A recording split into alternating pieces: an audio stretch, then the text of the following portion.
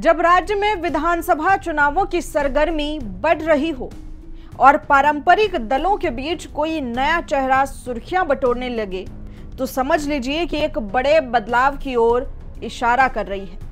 इस बार चर्चा में कोई और नहीं, एक ऐसे नेता हैं जो कि हमेशा से कई मुख्यमंत्रियों को खड़ा करने का, सरकारें बनाने का लगातार दावा करते रहे हैं, और ये हैं कोई और नहीं, प्रशांत किशोर और उनकी पार्टी जनसुराज। जनसभाओं से लेकर प्रेस कॉन्फ्रेंस तक प्रशांत किशोर लगातार जनता और मीडिया से संवाद कर रहे हैं और बड़े नेताओं पर बेबाक टिप्पणी भी कर रहे हैं। जनसुराज प्रमुख प्रशांत किशोर ने गोपालगंज में एक प्रेस कॉन्फ्रेंस किया, जहां उन्होंने पत्रकारों के तीखे सवालों के जवाब तो दिए ही, साथ ही राज्य में मौजूदा राजनीति पर भी करारे तंज कसे। प्रशांत किशोर ने आरजेडी नेता तेजस्वी यादव की शिक्षा को लेकर निशाना साधा और कहा, लालू यादव कहते हैं कि तेजस्वी क्रिकेट खेल रहा था तो खेल लेने के बाद पढ़ा लेते। आपने कई बार सुना होगा कि किसी पति ने शादी के बाद अपनी पत्नी को पढ़ाया, तो तेजस्वी को भी पढ़ा सकते थे।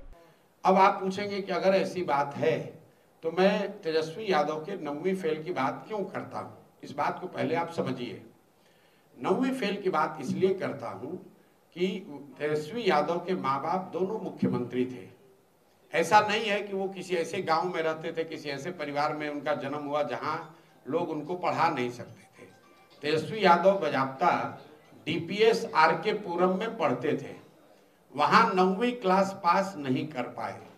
तर्क ये दिया गया कि भैया ये पढ़ाई नहीं करेंगे, ये क्रिकेट खेलेंगे। तो आप लोग तो सब क्रिकेट के प्रशंसक तो जरूर होंगे, जानकार हो या न हो। तो तेजस्वी यादव ने कितना बड़ा क्रिकेट में अपना नाम किया है ये भी आपको पता होगा।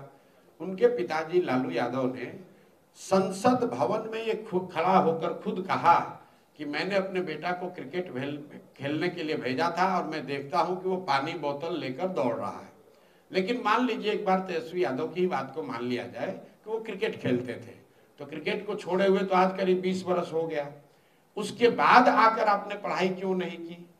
महिलाएं कहती हैं कि भैया हम अपने जब शादी हुआ उसके बाद हमको हमारे पति ने पढ़ाया, हमारे बाबूजी के यहाँ पढ़ने की सुविधा नहीं थी, उस गांव में विद्यालय नहीं था, हम पढ़ नहीं पाए। शादी के 10 बरस के बाद बच्चे थोड़े बड़े हो गए तो हमने मैट्रिक किया, हमने ग्रेजुएशन किया। ये आपको क्या दिखाता है? ये दिखाता है उस महिला का, उस व्यक्ति का शिक्षा के प्रति नजरिया क्या है, क्योंकि उसको मालूम है कि शिक्षित होना अपने आप में एक बहुत बड़ी उपलब्धि है। जब आप मुख्यमंत्री के लड़के हैं, माँ बाप मुख्यमंत्री हैं, और आप न पहले पढ़े न बाद में पढ़े, क्रिकेट छोड़ने के बाद पढ़ लेते। सचिन तेंदुलकर जैसे व्यक्ति भी 12वीं क्लास का जाकर परीक्षा दिए, लेकिन तेजस्वी यादव आज तक न पढ़े न कभी उस दिशा में कोई प्रयास किया। भाई आप क्रिकेट खेलना छोड़ दिए थे, आप उसके बाद आकर बिहार में मैट्रिक पास हो जाते। भाई अभी से पास हो जाओ। इसी के साथ उन्होंने नीतीश कुमार के बेटे के राजनीति में आने की संभावनाओं पर भी टिप्पणी की। देखिए उन्होंने क्या कहा इस बारे में। नीतीश कुमार के लड़के राजनीति में ना हैं ना भी आने वाले हैं। अब ये रोज जो आप लोग सूचना चला रहे हैं टीआरपी और व्यूज के लिए, वो क्यों चल रहा है? पिछले 5 महीना से आप लोग रोज चला रहे हैं। क्यों चला रहे हैं? कि हमको व्यू आए, हमको यूट्यूब पर ज्यादा लोग देखने लगे, और इसको हवा देने का काम राजद के लोग कर रहे हैं। मैंने उसका कारण भी बताया। वो इसलिए कर रहे हैं कि लालू तेजस्वी जैसे लोग ये चाहते हैं कि नीतीश कुमार का एक चीज जो बचा हुआ है कि ये परिवारवाद नहीं करते हैं, अगर किसी तरीके से उनका लड़का राजनीति में उसको खींच के लाया जाए तो ये एक बची खुची जो थोड़ी बहुत जमा पूंजी है ये भी खत्म हो जाएगी, और हम लोग कहेंगे घूम के कि भैया हम अकेले नहीं है परिवारवाद करने वाले, बिहार में हर व्यक्ति परिवारवाद कर रहा है।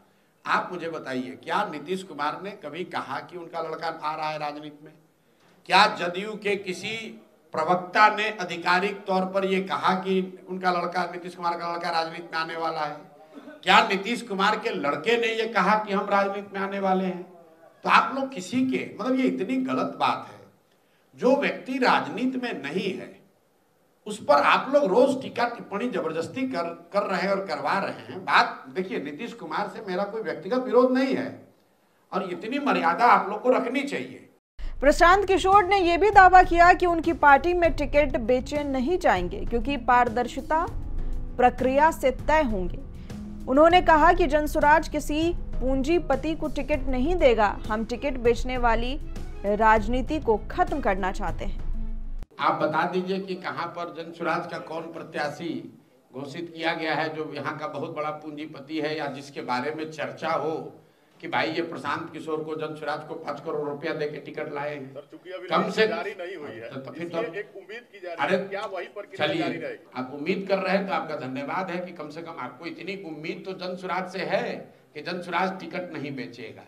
बिहार में लोगों को और कुछ समझ हो न हो, इतना विश्वास तो लोगों को जरूर है कि बिहार में किसी माई के लाल में इतना दम नहीं है कि प्रशांत किशोर का ईमान खरीद ले पैसे के बल पर। इतना बात तो सब लोग जानते हैं। तो भरोसा रखिए, जब टिकट बटेगा उसके बाद अगर कहीं आरोप लगा और आरोप में आपको कोई सच्चाई दिखी कि प्रशांत किशोर छोड़िए, जनसुराज में भी किसी ने पैसा लेकर किसी को टिकट दिलवा दिया, ये आरोप अगर प्रूफ हो जाए, आप जिस दिन बता दीजिएगा उसी दिन राजनीति छोड़ देंगे।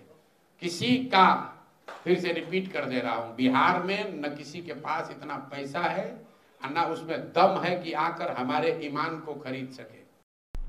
बिहार के विधायकों और जनप्रतिनिधियों को मिलने वाले मानदेय पर भी प्रशांत किशोर ने अपनी बात रखी और कहा कि जनसुराज आने वाले समय पर सभी को समान मानदेय देगा। सिर्फ पटना में बैठकर मलाई खाने वालों का समय अब खत्म होना चाहिए। साथ ही उन्होंने सरकारी आयोगों की उपयोगिता पर भी सवाल उठाए और कहा कि पिछले वर्षों में सैकड़ों आयोग बने, लेकिन किसी का काम पूरा होते हुए देखा है। सिर्फ लाल बत्ती बांटने का जरिया बन चुका है ये आयोग। काम करने से बदलाव आएगा, आयोग बनाने से नहीं। मतलब जंगल जल रहा है वो नहीं देख रहे, लकड़ी पकड़ के बैठे हुए हैं। ये दूसरे नेताओं की तरह हम ये बयानबाजी नहीं करते हैं कि हम आएंगे तो सबका पेंशन रोक देंगे। हम तो ये चाहते हैं कि जनप्रतिनिधियों का पेंशन और बढ़े, लोग इतनी तरक्की हो कि बिहार में लोगों की आमदनी बढ़े, लोगों को रोजगार बढ़े और जनप्रतिनिधियों का भी मानदेय बढ़े। गोवा में, ध्यान से सुनिए, गोवा में प्रति व्यक्ति आय है 2 लाख रुपया। वहां पर एमएलए को सबसे ज्यादा मानदेय मिलता है देश में। बिहार में प्रति व्यक्ति आय है देश में सबसे कम और यहाँ सबसे कम लोगों को मिलता है मानदेय। यहाँ के वार्ड सदस्य को, यहाँ के मुखिया को, यहाँ के सरपंच को, यहाँ के प्रमुख को जनसुराज की व्यवस्था बनेगी तो उसको 2 गुना, 3 गुना, 4 गुना ज्यादा पैसा मिलेगा। क्योंकि हम लोग सत्ता और संसाधन के विकेंद्रीकरण के पक्ष में हैं। सिर्फ 4 अफसर बैठ के दिल्ली पटना में सब मलाई मारेगा तो यही दुर्दशा होगी जो आज बिहार की दुर्दशा हो रही है। कितना आयोग बिहार में बना कि सरकार खुद भूल गई है कि कितना आयोग हम बनाए हैं और आयोग का काम क्या है। आयोग अपना छोड़ो यार, आयोग का गठन होना चाहिए। कब से पत्रकारिता कर रहे हो? कम से कम 25 गो आयोग में हम लोग खुद देखे कौन बनता है। आयोग किस लिए बनाया गया है? ये राजनीतिक एडजस्टमेंट के लिए किसी को आयोग का बना दिया। एक लाल बत्ती तो पहले मिलता था तो भी नहीं मिल रहा है। एगो एम्बेसडर कार मिल गया, एगो हवलदार सुरक्षा में मिल गया, लोग का जीवन इसी में चला गया और इसी में आप लोग भी लगे हुए हैं। कोई आयोग बना दो, उससे क्या हो जाएगा? आयोग बनाने से व्यवसायीकरण हो जाएगा, इंडस्ट्री लग जाएगी, शुगर मिल चालू हो जाएगा। ऐसा 1000 आयोग चल रहा है। प्रशांत किशोर बिहार की राजनीति में एक वैकल्पिक मॉडल पेश कर रहे हैं जो मौजूदा व्यवस्था से असंतुष्ट मतदाताओं को आकर्षित कर सकता है। अब देखना होगा कि जनसुराज सिर्फ विचारों में जनसुराज ला पाती है या फिर चुनावी नतीजे में भी कोई असर दिखता है।